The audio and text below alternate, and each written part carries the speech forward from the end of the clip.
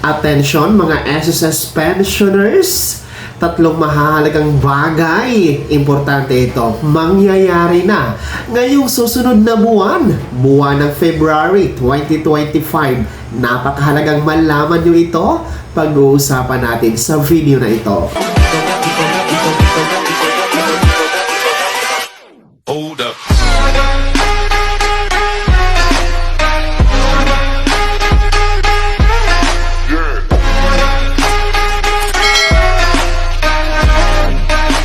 Hello mga ka-vlogs! Welcome dito sa aking YouTube channel. Magandang araw po sa lahat ng mga manonood. Saan po kayong dako sa mundo? Kumusta mga ka-vlogs? Eto na ha, mga pensyonado ni SSS. Abangan ninyo, meron po tayong tatlong mahalagang bagay, importanteng bagay ang magaganap ngayong buwan ng February 2025. Mamaya-maya, isa-isahin natin yan. Pero bago ang lahat, kung bago ka pa lang dito sa aking YouTube channel o di kaya hindi ka pa nakasubscribe, i-click nyo muna ang ating subscribe button na nasa baba. Huwag nyong kalimutan na pindutin ang notification bell. Ilagay nyo po sa all para naman updated kayo sa lahat ng mga videos na aking i-upload. Eto, makinig mga pensyonado ni SSS. Abangan ninyo susunod na buwan ng February 2025. Meron po tayong tatlo na mahalaga at importanteng bagay. Magaganap po yan sa buwan na yan, February.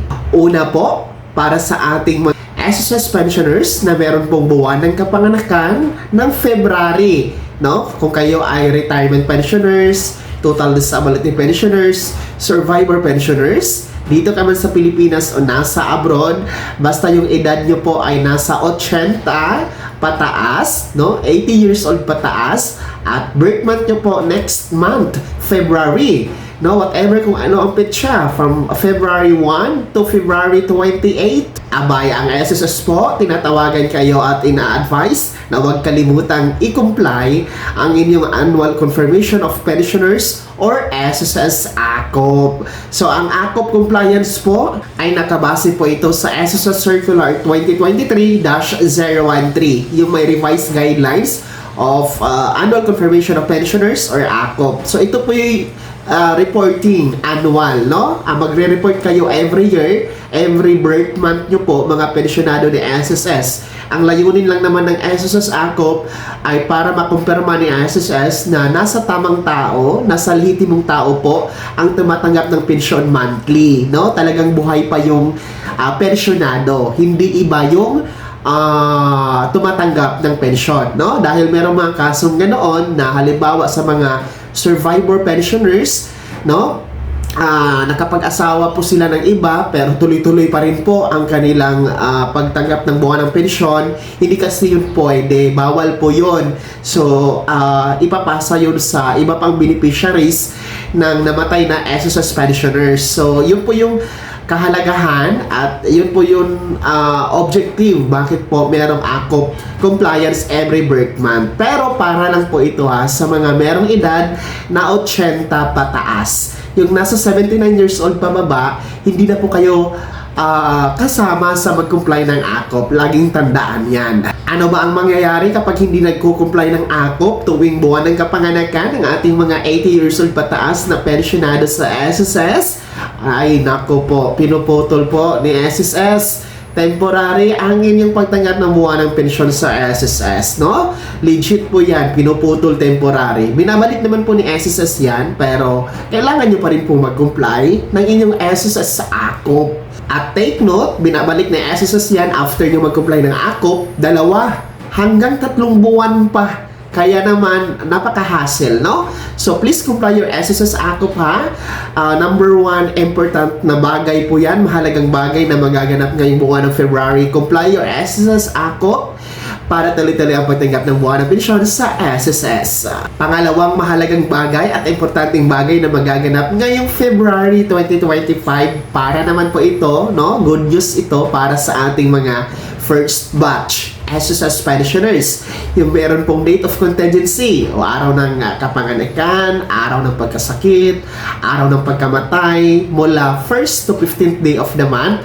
May magandang balita dahil ang inyong pension crediting ay maa-atras po, maa-advance ng isang araw, no? Doon sa original crediting date schedule ninyo. Dahil ang original crediting schedule ninyo for February ay February 1. Pero kung nakikita niyo po sa inyong kalendaryo, February 1 ay natapat po sa araw ng Sabado.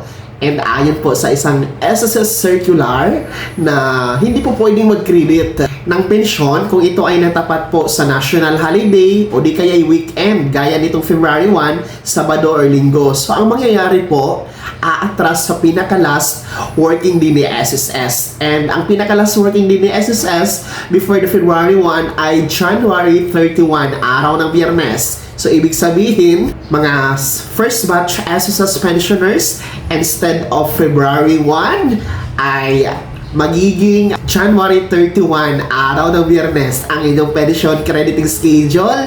Mas maaga kaysa inaasahan, advance po, no, ng isang araw. Kahit pa paano, meron kayong magagamit, mas maaga yung magagamit ang inyong pensyon para ngayong buwan ng February, mga first batch. Pangatlong mahalagang bagay, importanteng bagay na magaganap ngayong buwan ng February 2025, para naman po ito sa ating mga second batch SSS pensioners. Good news din po ito dahil ang inyong pension crediting din po, no, ay maa-advance, maa-atras po. Mas maaga ninyong makukuha ang inyong pensyon, mga second batch, no? Yung meron pong date of contingency o araw ng kapanganakan, araw ng pagkamatay, araw ng pagkasakit, mula 16th to last day of the month.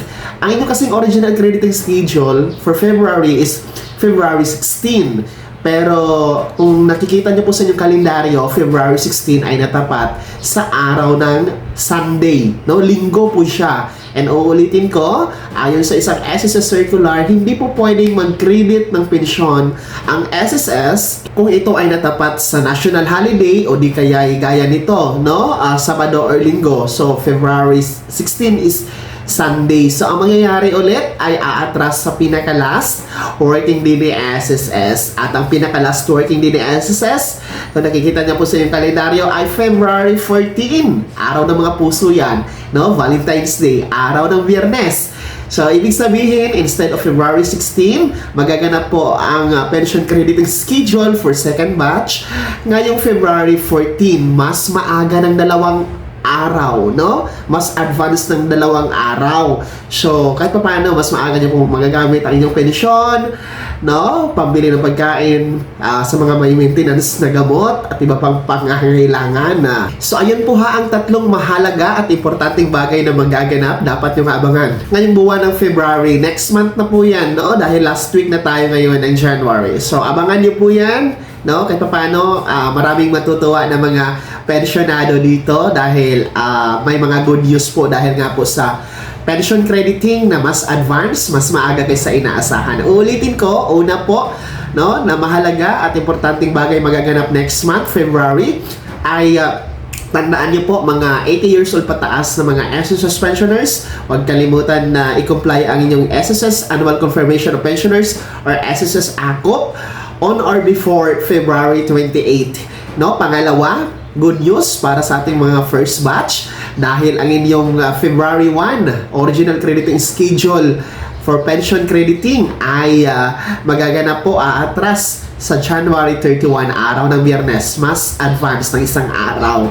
And pangatlo, para sa ating mga second batch, ang inyong pension crediting schedule na February 16 ay aatras po sa February 14, araw din po ng Biyernes. Mas maaga at mas advanced ng 2 araw ang ating mga second batch SSS pensioners. Kaya naman, mga SSS pensionado, ano po ang inyong komento at reaction sa balitang ito? Kayo po ba excited na? No? Ngayong buwan ng February sa mga magaganap, i-komento nyo po sa comment section na nasa baba, pakilakip ng buong pangalan at kung taga saan kayo. Bago ko magtapos sa video na to, kung gusto nyo pong sumuporta sa aking YouTube channel, maaari nyo pong i-click ang ating super thanks button na nasa baba. Sa mga gusto maging miyembro, i-click nyo po ang ating join button. Maraming perks dyan mga ka-vlogs. Be my member now. Sana'y naging gabay ang video na to. Kahit pa paano na pag-uusapan natin ang mga mahalagang bagay-bagay na may kinalaman sa pagiging miyembro, benepisyaryo at pensyonado sa SSS. Kung hindi ka pa nakasubscribe dito sa aking YouTube channel, maaari nyo nang i-click ang ating subscribe button na nasa baba. Huwag nyong kalimutan na pindutin ang notification bell. Ilagay nyo po sa all para naman updated kayo sa lahat ng mga videos na aking i-upload. Maaari nyo din i-like ang video na to. At kung meron ka pa mga katanungan, maaari nyo i-komento sa comment section na nasa baba. I-follow na din po ang aking official Facebook page na nasa screen nyo. Muli po, ako si Daniel Timpawan na nagsasabing dito sa aking YouTube channel, Pawang Katotohanan, at lahat siguradong totoo lamang.